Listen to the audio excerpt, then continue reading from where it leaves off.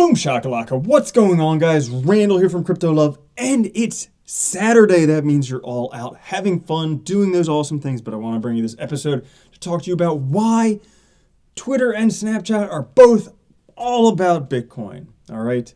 So before we get into things, just wanted to say thank you to everyone subscribing. You're all awesome. Thank you to everyone nuking the shit out of that like button. Thank you to all of you pressing that don't like button. And lastly, if you want to find out how to win one of these 6 shirts, you can just comment on this video or all the other videos to enter for your chances to win. The more comments, the better, because, that's how you win. And also, if you're wondering what this is, booyah, boom shakalaka, boo, look at that, I got a spinner. It is my Crypto Influencer Award for Best Collaboration with Crypto Beatles and David Hay. I also got to thank all those other people I collab with, like Blockchain Brad, Tyler from Chico Crypto, Keith Waring, who hasn't actually been on one yet, but Crypto Ellis, Peter Saddington from Bite Size Bitcoin, now Decentralized TV. So all those guys. Okay, now getting into the episode. I know it's Saturday. I'm just distracted. It's Saturday. So, news today. VC firm behind Snapchat looks to ramp up its crypto investments. So it's not actually Snapchat. I know, I lied a little bit, but it's Saturday. What the hell? So, VC firm behind Snapchat looks to ramp up its crypto investments. You know, Snapchat wouldn't be where it is without that VC firm, okay? The venture capital firm behind Snapchat is looking for ways to increase their investments into the crypto industry. So Aaron Battalion, a partner at the firm Lightspeed, is leading an effort to boost the firm's investment in exploring 3 methods: setting up a new fund, carving out a portion of an existing fund, or launching an entirely new project. All about cryptos, because they realize cryptos are the future. Now, additionally, Jeremy Liu, who led the firm's investment into Snapchat, is now a bullish Bitcoin proponent. He was part of Lightspeed's backing of crypto wallet Blockchain.com's initial funding in 2014. So, boom, look at that. See, these are guys who are young, who are smart, who are hip to stuff and whatnot, and they like Bitcoin. They want to get into it some more, okay? They know there's money to be made. Now, previously this week, we saw Twitter CEO Jack Dorsey reaffirming bullish future on Bitcoin and crypto as a global payment, all right? CEO Jack Dorsey expressed optimism about cryptocurrency's role in the future of payments, saying that the internet deserves a native currency. It will have a native currency. He said that he doesn't know whether it will be Bitcoin, but he hopes it will be. Yeah. So, hoping it will be Bitcoin. It could be Bitcoin. It may be Bitcoin. It could be something else. But, we all have Bitcoin. We all have cryptocurrencies. If it's something else, we figure out if there's a Facebook coin, buy Facebook coin. That's what we do. So, there you go. Snapchat and Twitter, both into Bitcoin and cryptocurrencies. I look at that as good news. But a lot of people are like, but Warren Buffett doesn't like it. All right? Warren Buffett and Charlie Munger slam Bitcoin again. Yeah, Warren Buffett says cryptocurrencies will come to a bad ending. I 100% agree with him on that. Okay? It's going to get out of control like the real estate market in 2007, 2008. It's going to go bananas, okay? Because there's going to be a point when Bitcoin gets close to $1 million a piece and everybody's going to want to buy them.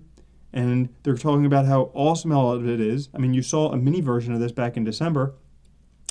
And shit's going to go bananas. So yes, it's going to come to a bad ending. The people who buy in at all the way at the top are going to get burned very badly. I agree with him there. But he goes on further to say that Bitcoin is probably rat poison squared. I don't agree with him there. But, it doesn't stop there. Charlie Munger, his business partner, says he regards the whole business as antisocial, stupid, and immoral. Going on further to say, suppose you could make a lot of money trading freshly harvested baby brains. Would you do it? Of course. Or would you say that's immoral? Never. You wouldn't trade them, would you? I think I would. It's too awful a concept. Well, to me, Bitcoin is almost as bad. Well, obviously, he's too old to have traded baby brains, because everybody knows that trading baby brains is like the coolest thing in the planet. So, that's what they have to say. But I think we just shouldn't listen to those guys. So there's this article here why we shouldn't listen to Warren Buffett. And really, this is, it's just these things that's worth reading over and over again, that's worth, writing down somewhere, doing all that stuff. But it's worth repeating again and again what Bitcoin is.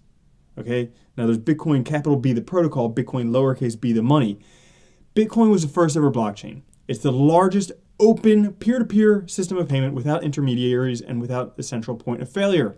It incorporates a planetary scale, self-evident, thermodynamically guaranteed system of trust and immutability that is tamper and censorship resistant, that is resistant to geopolitical manipulation, that lives by consensus, and has features of money that all this extraordinary complexity put together will change the world we live in and will be the backbone of this coming digital or fourth industrial revolution. Agreed. Even the dude from FedEx, the CEO of FedEx, said this is the upcoming industrial revolution. Now, another reason we shouldn't listen to Warren Buffett and Charlie Munger, even though Baby Brains and Rat Poison Squared are great. Well, when I was just flying back from New York where I got this super sick metal, okay, I watched this video called Becoming Warren Buffett. Because, I mean, granted, he doesn't like Bitcoin, okay? But he has done pretty damn well for himself, okay? Coming up from, like, being broke, you know, he made himself from nothing to where he is through the power of compound interest, okay? But he has a concept called center of competence. So he read a book back in the day about Ted Williams, a baseball player, about the center of competence. So basically, if Ted Williams just sits there and waits for the perfect pitches, so like the ones that he can knock out of the park all the time, so that would be these red and orange ones, he could have a batting average close to 400.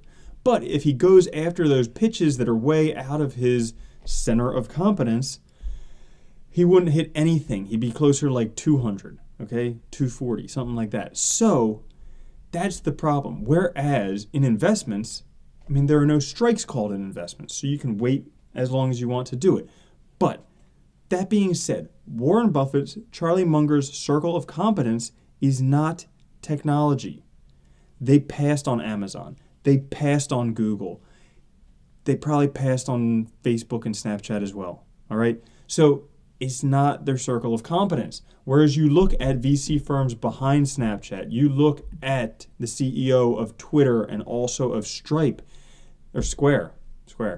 They do know their technology, okay? They are hip to it. I keep saying hip to it. But yeah, that's what they're all about. That's what they know, and that's why it could potentially do well. Now you're saying, but what about the long term? I mean, Bitcoin's only at $8,296. Well, guess what? Really, it's pretty damn on scale to hit $1 million by 2020, okay?